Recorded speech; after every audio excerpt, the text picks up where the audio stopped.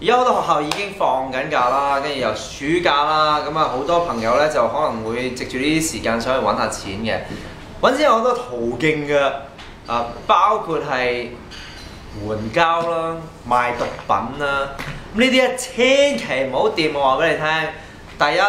其實好多人咧想藉住呢啲嘅不法嘅途徑咧喺你哋嘅身上揾錢嘅，咁所以咧首先會氹你哋啦，懶係同你哋做朋友啦，同你哋去玩啦，其實背後咧係好惡魔嘅，大家要小心啦。